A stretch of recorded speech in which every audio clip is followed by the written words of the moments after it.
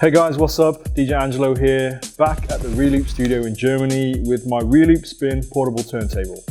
Shout out to everyone who's involved in the Portablism scene. We're really proud to be part of the movement, and it's amazing to see the community growing every day. If you are one of the people who's just starting out into Portablism, and if you're a complete beginner in scratching, I'm here to help you with some important basic techniques. Today I'm using my spin with the crossfader positioned here on the left side, with the vinyl cutting in from left to right.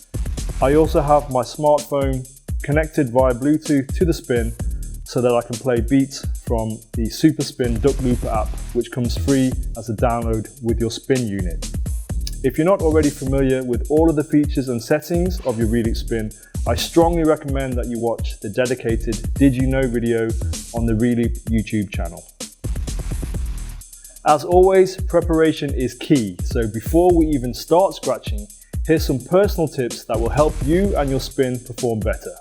First of all, make sure that your spin is on a flat, sturdy surface, as scratching 7-inch vinyl relies heavily on the needle staying in the groove, so we need to minimize skipping and needle jumping as much as possible. Next, always use your slip mat under the record to protect it and to allow for smooth movements. Another tip to minimize needle skipping is to make sure that the hole in your record is as snug as possible on the spindle of your turntable. So if your record feels a little loose, you can tighten this up by simply inserting paper and securing it down with some tape. But make sure that it's not too tight, as we still want the record to move freely. So today we're going to use side A of the record, the black side here. And if you look closely, you'll see that some of the surface is shiny and some of it is more of a matte black texture. The shiny parts are completely blank, whereas the matte parts are where audio has been pressed onto the vinyl. And as records play in a clockwise spiral from the outside in, you can see that this record starts with 2 bigger tracks followed by 1 smaller track.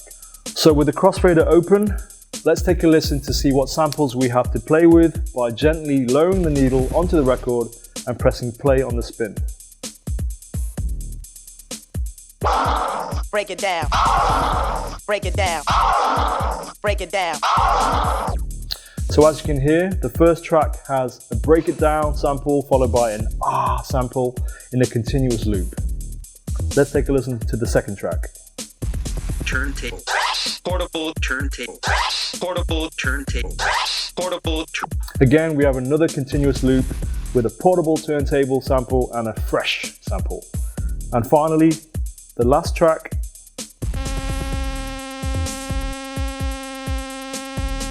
So the last track is a continuous tone. Today we're going to use the ah sample from the first track. So let's gently place the needle back onto the record and manually cue the record so that we can find the exact position where this sound begins. Break it down.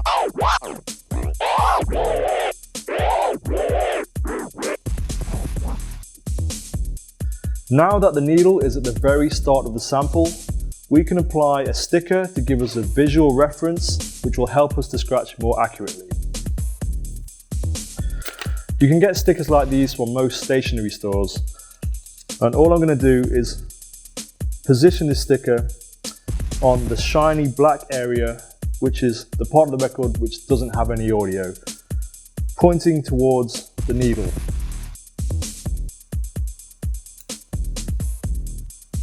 So now I have something to focus on and cue back to whenever I want to get to the beginning of that ah scratch sample.